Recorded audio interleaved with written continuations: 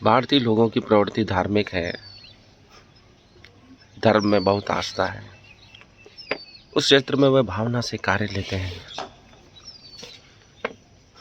और जहाँ पे भी श्रद्धा मिलती है वहाँ नतमस्तक हो जाते हैं, जिसका कुछ लोगों ने बहुत ही गलत फायदा उठाया है और भारतीयों के साथ छल किया है। हमें ऐसे लोगों से बचना है। वेदों, पुराणों, शास्त्रों, रामायण, भारत में आदि जो धार्मिक ग्रंथों में उसमें संतों की जो लक्षण बताए हैं उनको पढ़कर ही, उसको समझकर ही हमें अपनी श्रद्धा प्रकट करनी चाहिए, क्योंकि आपकी श्रद्धा का गलत फायदा उठाया जा सकता है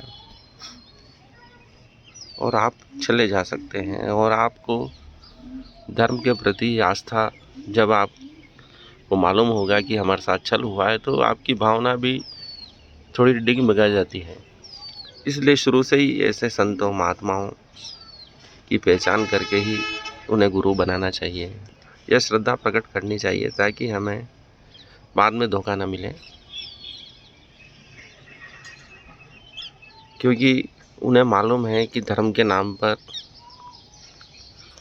बहुत कुछ किया जा सकता है, चला जा सकता है। भक्ति भाव जरूरी है जीवन में और उसी से परमात्मा की प्राप्ति होती है।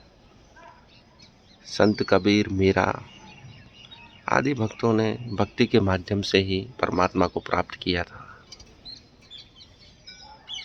वह भक्ति शुद्ध थी, उसमें कोई विकार नहीं था, वह निर्विकार थी। ऐसे संतों का हमें सानिध्य करना चाहिए, उनके भजनों को सुनना चाहिए, उनके भजनों का गायन करना चाहिए, उनकी वाणी सुननी चाहिए। उससे परमात्मा की राह हमें मिलती है। परंतु जो विभिन्न प्रकार के कर्मकांड बताते हैं,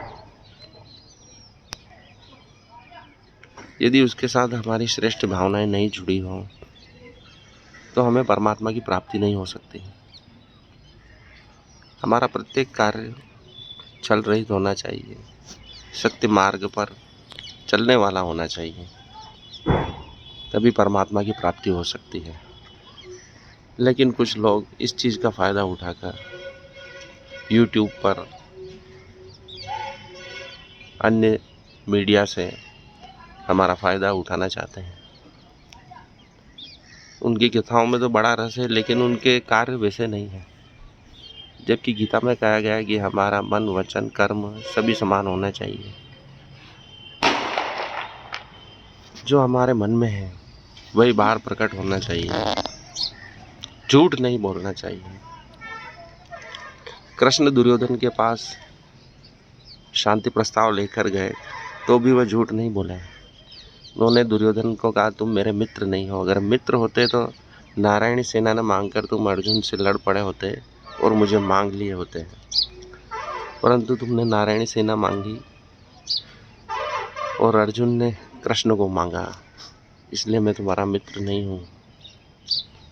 इसलिए जहाँ सच्चाई हो वहीं हमें नतमस्तक होना चाहिए। सच्ची श्रद्धा सत्य से ही उदय होती है। हमारे शास्त्रों, पुराणों के पठन से ही उत्पन्न हो सकती है।